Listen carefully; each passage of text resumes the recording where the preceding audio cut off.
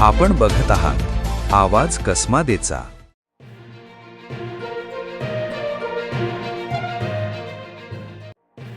सटाणा शहरातून जाणाऱ्या साक्री शिर्डी राष्ट्रीय महामार्गावरील ताहराबाद नाका ते नाशिक नाका दरम्यानच्या बहुप्रतीक्षित रुंदीकरण व काँक्रिटीकरणाच्या कामाबाबत धक्कादायक माहिती समोर आली आहे। अंतिम मंजुरीच्या उंबरठ्यावर असल्याचे सांगितले जात असताना राष्ट्रीय महामार्ग प्राधिकरणाने संबंधित प्रस्तावच रद्द केल्याची माहिती आढावा बैठकीत उघड झाली। या निर्णयामुळे सटाणा शहराच्या विकासाला मोठा धक्का बसला असून नागरिकांमध्ये तीव्र नाराजी व्यक्त होत आहे। शनिवार दिनांक 18 जुलै रोजी दुपारी सटाणा नगर परिषद सभागृहात खासदार डॉक्टर शोभा बच्चाव यांच्या अध्यक्षतेखाली विविध विकास कामांचा आढावा घेण्यासाठी बैठक आयोजित करण्यात आली होती।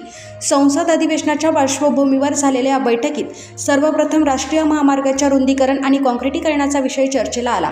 यावेळी राष्ट्रीय महामार्ग प्राधिकरणाचे कार्यकारी अभियंता ज्योती शिंदे यांनी संबंधित कामाचा प्रस्ताव रद्द झाल्याची माहिती दिली।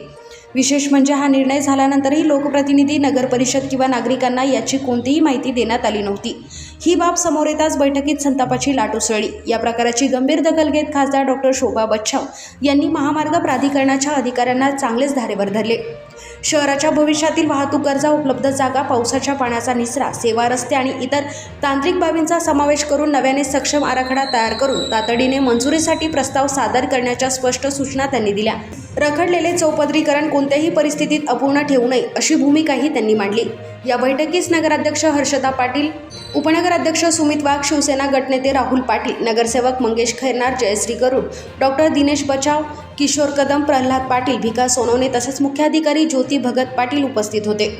दरम्यान कार्यकारी अभियंता ज्योती शिंदे यांनी सांगितले की रस्त्याचा ROW नियमानुसार नसल्याने हा रस्ता प्रकल्पाच्या कक्षेबाहेर गेला आणि त्यामुळे राष्ट्रीय महामार्ग प्राधिकरणाने तो डिस्क्लोज केला आहे। आता हे काम पुन्हा सुरू करायचे असल्यास संपूर्ण प्रक्रिया शून्यापासून नव्याने सुरू करावी लागणार आहे। यामुळे मंजुरीच्या उंबरठ्यावर असल्याचे सांगितले जाणारे काम अखेर रद्द कसे झाले याबाबत नागरिकांनी चौकशीची मागणी केली आहे।